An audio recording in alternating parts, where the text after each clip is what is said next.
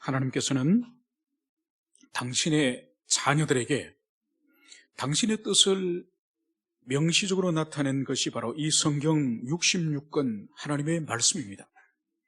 이 말씀에서 계시하고 있는 계시의 범위는 참으로 광대합니다.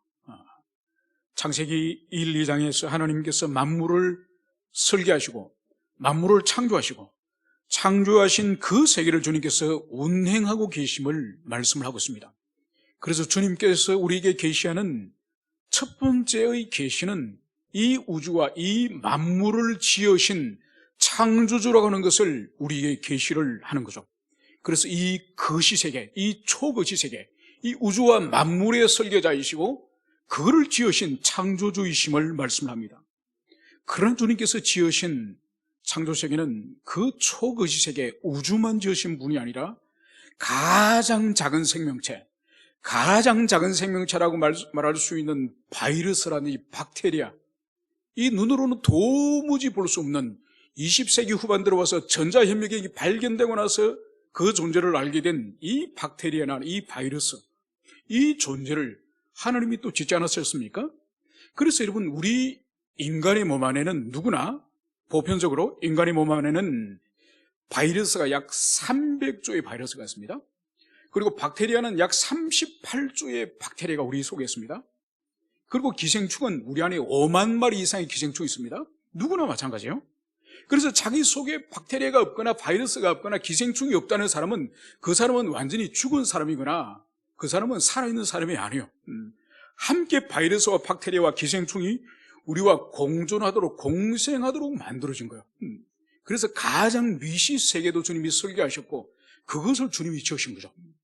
그리고 주님께서 성경 계시를 통해 주시는 최고의 계시는 바로 우리 인간을 하나님이 지으셨고 하나님의 형상을 따라 지으셨고, 그래서 우리 인간은 특별한 도덕적 피조물로서 우리 인간들에게 주님께서 삶의 도리, 이 도리를 이 성경 계시 가운데 풍부하게 우리에게 알려주셨습니다.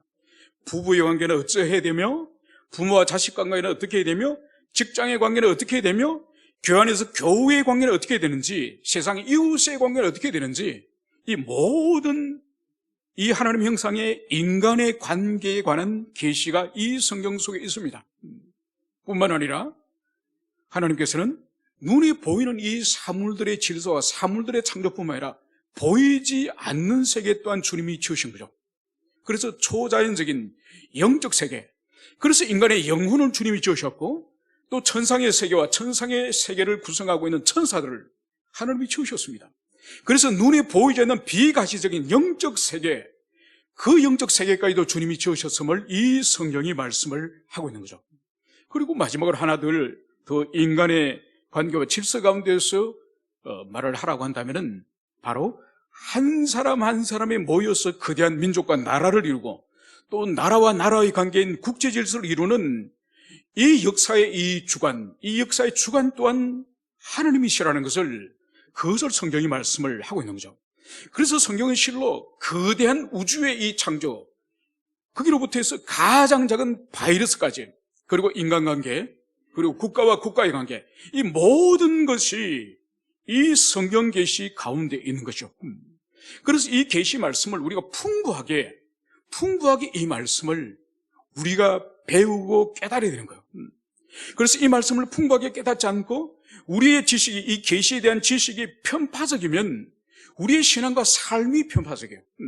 그래서 이 66권 모두가 우리에게 구원과 구원 이후의 삶에 필요하기 때문에 이 66권의 성경을 모두 주님이 주신 거죠. 그래서 우리가 힘써서 이 성경 66권의 계시와 그 속에 있는 모든 교리와 모든 지식을 탐구하려고 분투하고 애를 써야 되는 거죠. 그래서 바울도 거듭난 그리스도인, 회심한 그리스도인 새 피조물을 이렇게 말씀하죠. 지식에까지 이르러 새롭게 된 자라. 여러분, 지식에 이르기까지 이 계시에 의존하여서 지식까지 새롭게 변화된 사람을 바로 새로운 피조물, 하나님의 자녀라고 부르는 거예요. 여러분, 그래서 우리가 초등학교 때부터 어른이 될 때까지 세상에서 학교라든지 보고 배운 지식이 얼마나 많습니까? 얼마나 많습니까? 그 모든 지식이 이 계시에 의해서 통과되어야 되는 거예요. 계시를 통과할 때에 그 지식이 살아있는 지식이고 그 지식이 가치 있는 지식이고 그 지식이 바로 거듭난 지식임을 그것을 우리가 가슴에 새기게 될 것입니다. 이제 오늘 우리가 41장으로 오늘 묵상한 말씀을 상고를 하면은 이 41장의 이 말씀은 앞에 있는 어제까지 묵상한 40장과의 관계에서 보면은 사실 시간적인 순서, 역사적인 순서는 40장이 먼저가 아니라 41장이 먼저예요. 그러니까 40장의 내용은 이제 하나님께서 이스라엘 백성들 바벨론 포로로부터 이제는 해방시켜서 예루살렘으로 데리고 오는, 다시 회복시키는 이야기로 한다면은 이 41장은 해방되기 전에 이제 그 이스라엘 백성들 포로로 노예로 삼고 있던 바벨론을 멸망시키는 이야기가 이 41장이에요. 그러니까 역사적인 순서는 41장이 먼저고 40장 이후에 된 그런 역사라고 볼 수 있는 거죠. 이제 본문의 말씀을 우리가 상고하면은 섬들아 내 앞에 잠잠하라, 민족들아 힘을 새롭게 하라, 가까이 나오라, 그리고 말하라, 우리가 서로 재판 자리에 가까이 나아가자. 오늘 이 말씀의 주체는 내 앞에 잠잠하라, 지금 나라고 지금 기록되어 있는 이 주체는 누구일까요? 이 주체는 바로 여호와 하나님이신 거죠. 지금 1장의 1절의 이 말씀은 지금 하나님께서 오늘 섬들과 민족들을 지금 부르고 있습니다. 우리 성경에서는 섬들이라고 하면은 문자적으로는 이것은 바다에 떠 있는 이 섬들을 의미하지만은 그런 뜻이 아닙니다. 이 섬들은 바다 건너 멀리 있는 그 나라란 그런 문자적인 의미가 있지만은 그런 의미를 넘어서서 모든 열방을 말하는 거예요. 그러니까 이 섬들은 문법적으로는 지금 이사야가 여기서 제유법을 지금 사용을 하고 있습니다.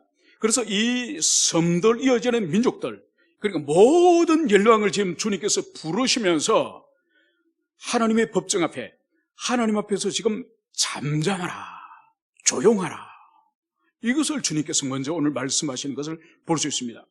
그러면서 오늘 주님께서는 가까이 나오라는 거예요. 하나님 가까이 나오라고 말씀하시면서 오늘 주님께서는 우리가 서로 재판 자리에 가까이 나가자. 모든 열방들을 주님의 법정 앞에, 주님 앞에 지금 부르면서 오늘 주님과의 오늘 변론을 해보자는 거예요. 변론을. 그 변론이 바로 오늘 2절부터 시작됩니다. 누가 동방에서 사람을 일깨워서 공의로 그를 불러 자기 발 앞에 이르게 하였느냐. 오늘 동방에서 한 사람을 오늘 일깨워서 오늘 하나님 발 앞에 지금 오늘 발 앞에 엎드리게 하겠다는 거예요. 오늘 이 사람이 누군지는 이 이사야 때는 사실 알지를 못합니다. 지금 이 이사야 이 시기는 북이스라엘이 멸망할 그 시기예요. 북이스라엘이 이사야 시기에 멸망을 하지 않습니까? 그러니까 북이스라엘이 멸망하고 나서 남유다, 이사야가 있는 이 남유다가 멸망하는 것은 북쪽이 망하고 나서 150년 후에 망합니다. 그래서 바벨론의 포로로 끌려가지 않습니까? 끌려가서 70년 있다가 포로에서 다시 돌아오지 않습니까? 그러니까 지금 이 말씀은 포로에서 돌아오는 그 배경의 말씀을 지금 하고 계시거든요.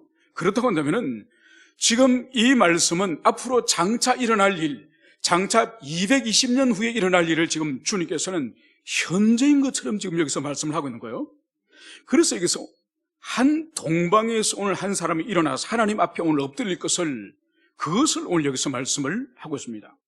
그런데 오늘 열국을 그의 앞에 넘겨주며 그가 왕들을 다스리게 하되 그들이 그의 칼에 티끌 같게 그의 활에 불리는 초계 같게 하며, 오늘 하나님께서는 이 동방에서 일어난 이 사람, 동방에서 일어난 이 사람들에게 모든 열국을, 나라를 그 사람 앞에 다 붙여주는 거예요. 그 사람의 통치 앞에, 그 사람의 정복 앞에 다 이제 하나님께서 그 사람 앞에 붙여줄 것을, 그것을 말씀을 하면서 이제 그의 정복 전쟁이 어떻게 진행되느냐, 그의 칼에 티끌 같게 그의 활에 불리는 초계 같게 하며, 바로 이 동방에서 일어서는, 동방에서 세워지는 이 사람 앞에 모든 열방이 그의 칼에 이제 땅의 티끌처럼 이제 변할 것이며, 그리고 그의 화살에 이제 바람이 나는 겨처럼 흩어질 것이다. 이 말씀을 여기서 하고 있는 거죠. 그리고 오늘 3절에서는 그가 그들을 쫓아가서 그의 발로 가보지 못한 길을 안전히 지났나니. 여러분, 좀 성경을 21세기에 우리가 읽기 쉽도록 좀 번역을 했으면 얼마나 좋겠습니까? 물론 지금도 현대인 성경이나 쉬운 성경이나 새번역 같은 경우는 아주 쉽습니다. 그러니까 이 우리가 지금 개역 개정 이것도 그것처럼 아주 좀 쉽게 그렇게 번역을 하면 얼마나 좋겠습니까? 성경을 읽을 때마다 안타까운 게 우리가 지금 이 한글로 된 성경을 읽으면은 그 의미가 정확히 우리들에게 전달되도록 되어야 되는데 얼마나 지금 어렵습니까? 오늘 이 부분도 마찬가지입니다. 그가 그들을 쫓아가는 이 그는 누군가 하니까 동방에 세워진 그 한 사람이에요. 그 사람이 이제 그들, 즉 열방의 왕들을 지금 쫓아가서 그의 발로 가보지 못한 길을 안전히 지났나니. 그러니까 동방에서 일어난 이 사람이 한 번도 밟아보지 않은, 한 번도 가보지 않은 그 땅을 오늘 어떻게 지나갔다고요? 안전하게, 막힘없이, 거침없이 그 땅을 안전하게 지나갔다는 거예요. 자, 이제 이 두 구절을 이제 쉽게 이제 해석을 하면서 말씀을 이제 전하도록 하겠습니다. 누가 동방에서 사람을 일깨워. 이때 동방에서 일어난 이 사람은 바로 페르시아 제국의 고레스 황제를 말합니다. 그러니까 이 사람 이름은 이제 43장, 44장에 가면 실제 이름이 거명이 돼요. 그러니까 150년 후에 역사 속에 등장할 그 페르시아 황제 고레스가 이제 동방에서 일어날 그 사람입니다. 그래서 아주 빠른 속도로 옛 바벨론 주변에 있는 그 메소포타미아 지방을 이 고레스가 정복을 해나갑니다.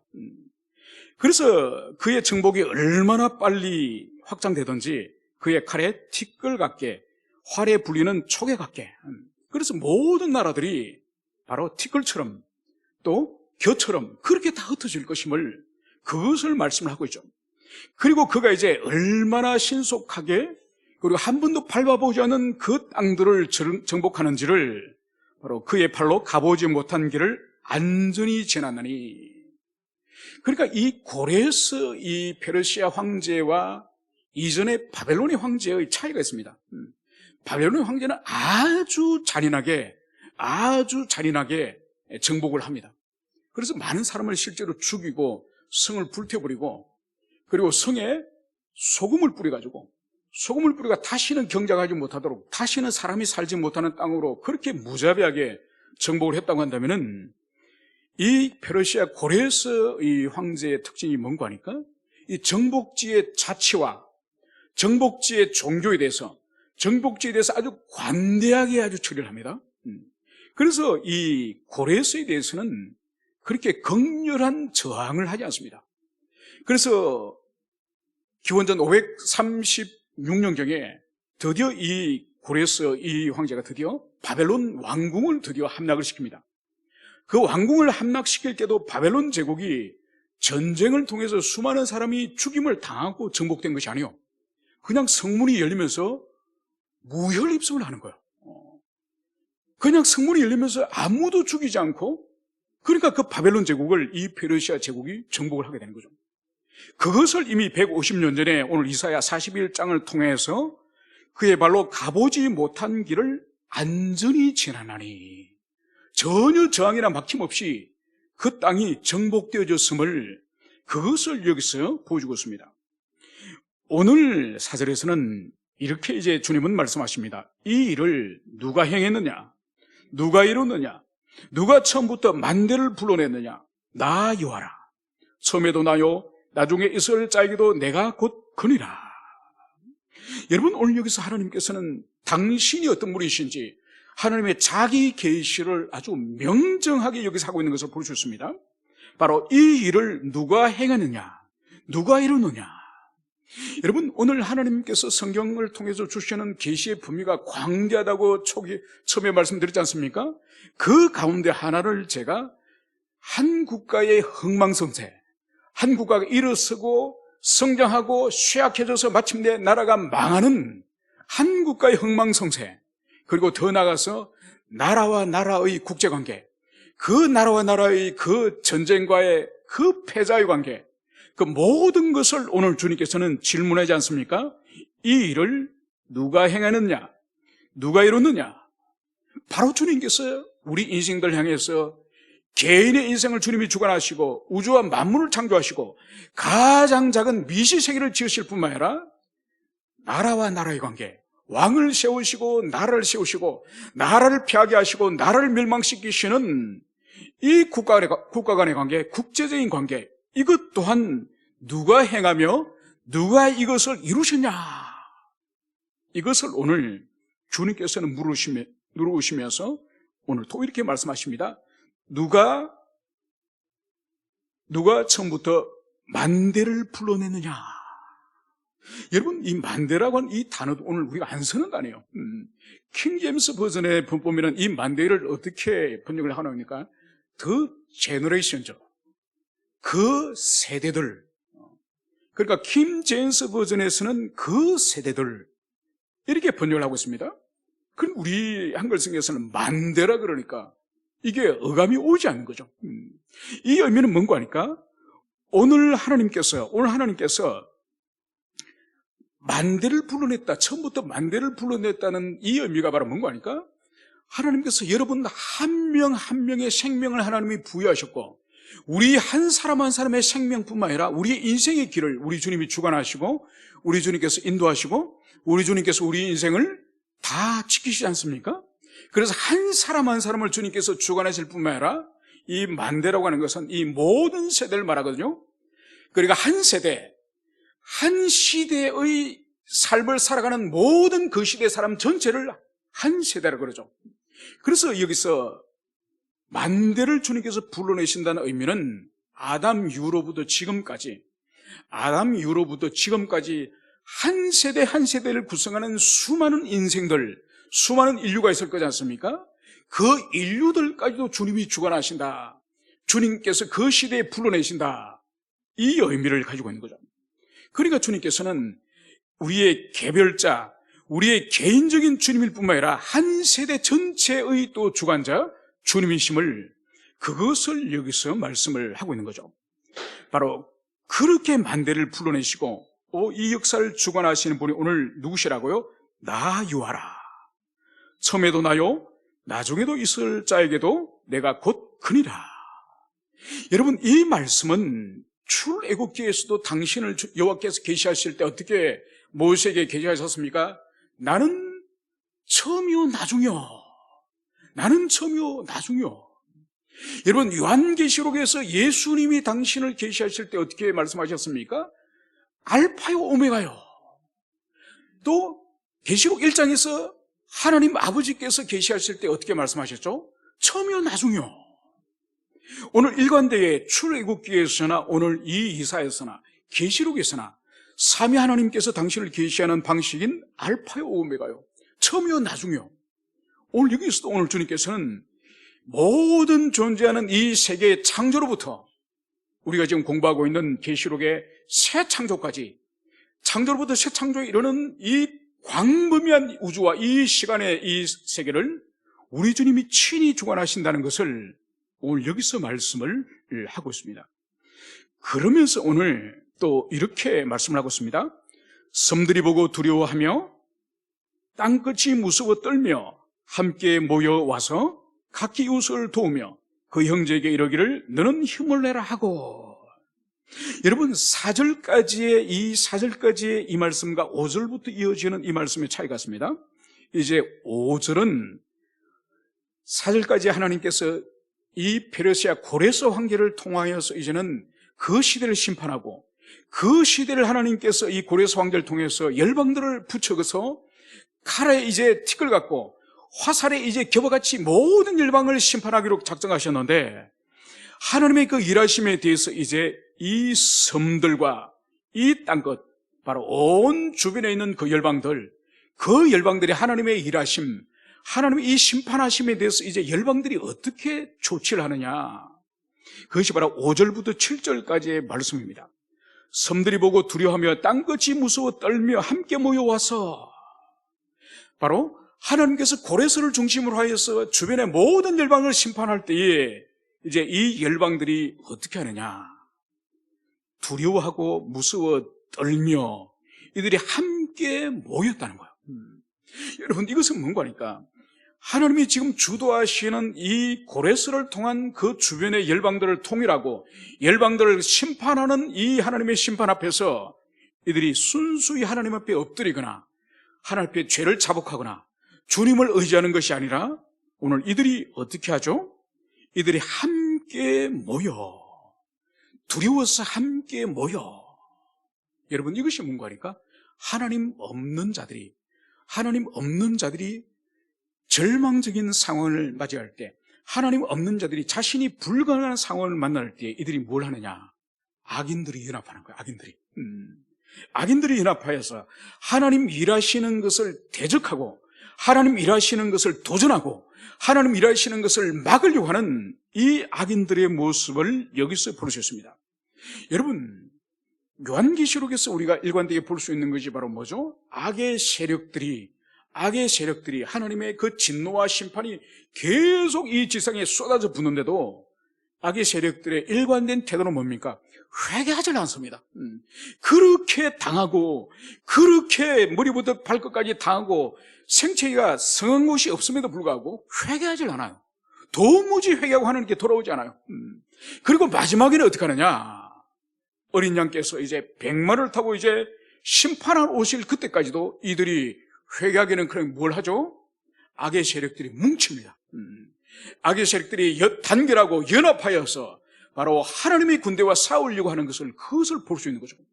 그것처럼 이 고레스 시대, 이 페르시아를 대항하여서 오늘 이 사람들이 하는 것이 함께 모여와서, 여러분, 역사 속에서 이것은 실제로 이 페르시아 고레스를 대항해서 실제로 동맹들이 결성이 됩니다.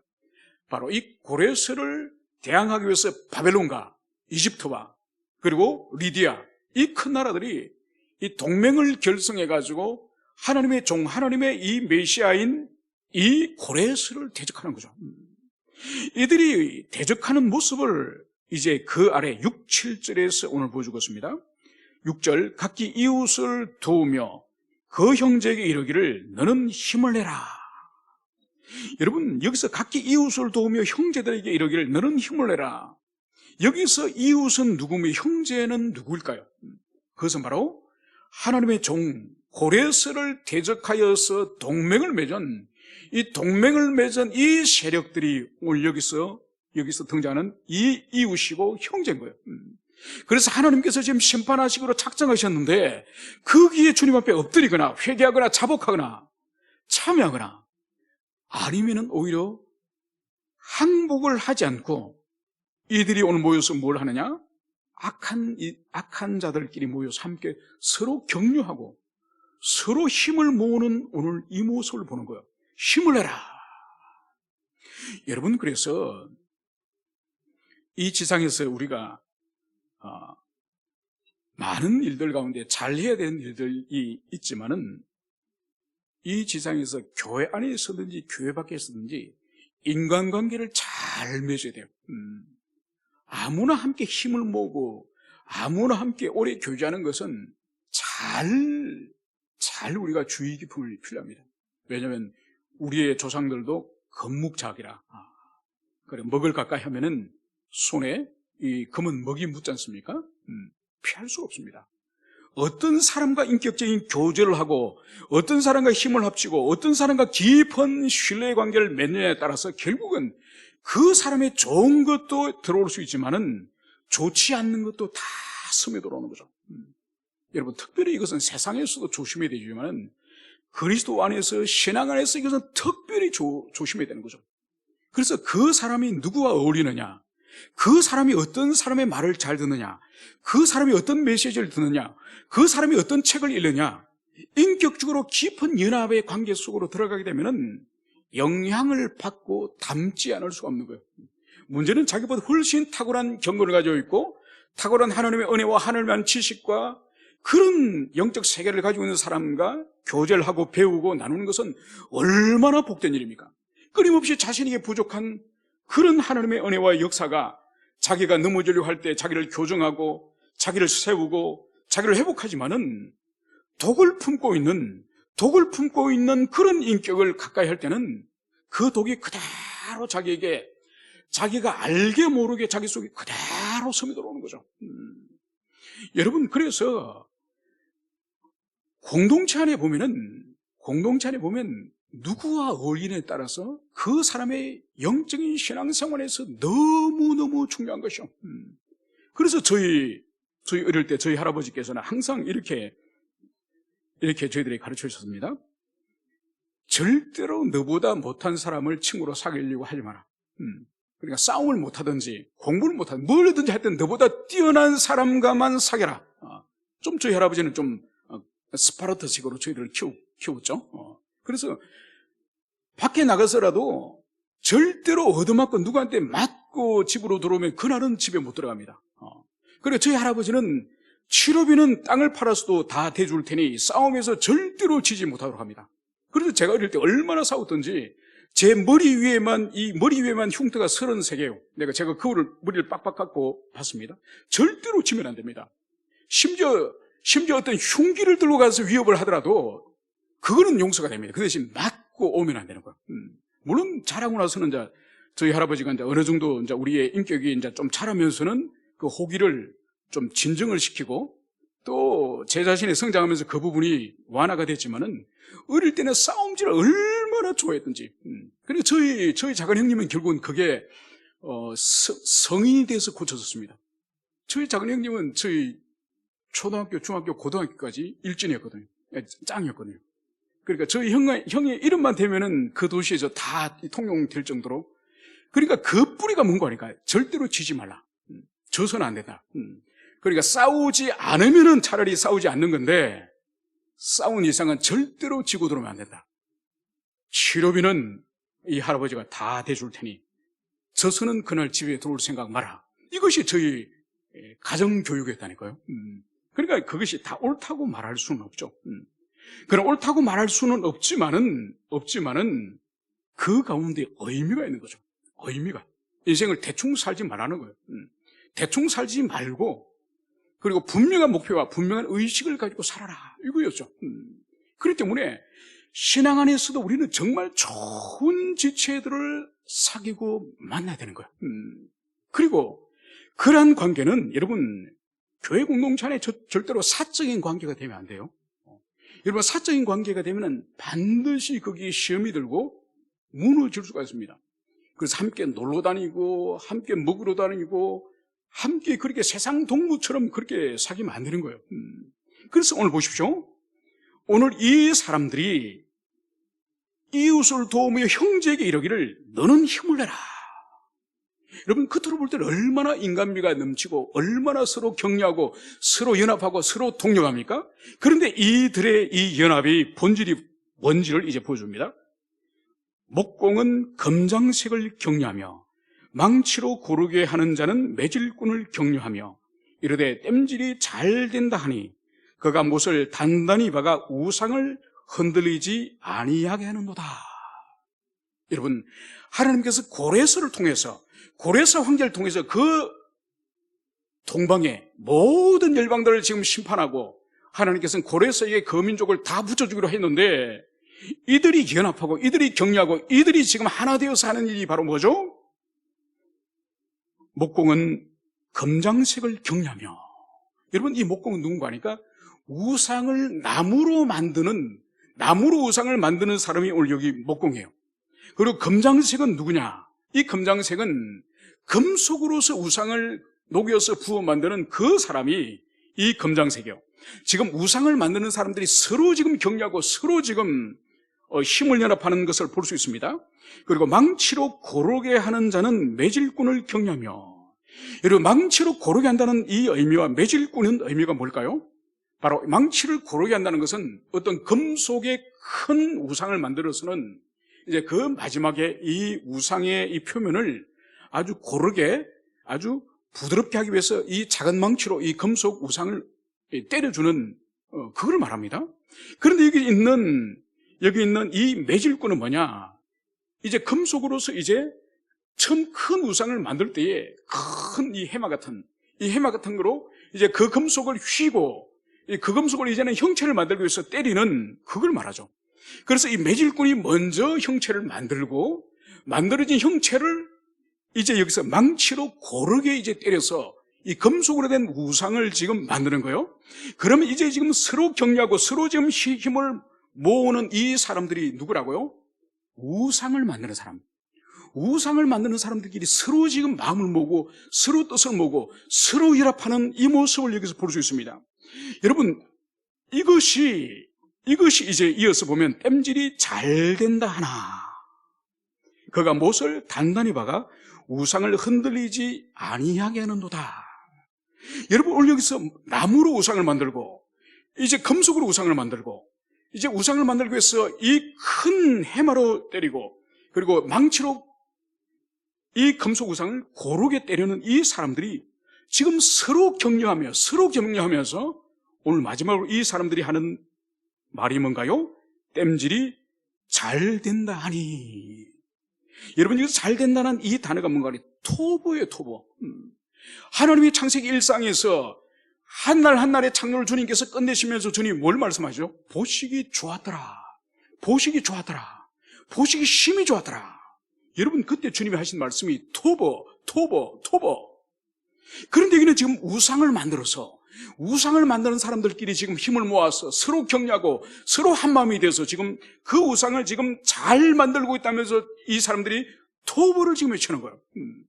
여러분, 함께 토보를 외치더라도 하나님이 만물을 지으신 후에 외치시는 토보와 지금 오늘 하나님께서 이 고레스를 통해서 이 동방을 평정하고 동방을 지금 심판하기 위해서 주님께서 오늘 이 위대한 역사의 주관자로서 이 일을 할 때에 오늘 이 열방의 사람들이 하는 일이 바로 뭐죠? 하나님께 엎드리거나 하나님께 통회자복을 하거나 하나님께 구원해달라고 항복하는 일이 아니라 이들이 겨우 할 수 있는 일이 바로 뭐죠? 하나님을 대적하여 싸울 수 있는 새로운 병기, 바로 거대한 신상, 거대한 우상을 지금 만드는 거예요. 그리고 그 우상을 만드는 현장이 이 목공과 이 검정색, 이 모든 사람들이 한마음이 되고 함께 연합되어지고 그리고 이 일이 보기 좋았다. 이 말을 지금 여기서 하고 있는 거예요. 여러분, 그렇기 때문에 악인들도 연합을 해요.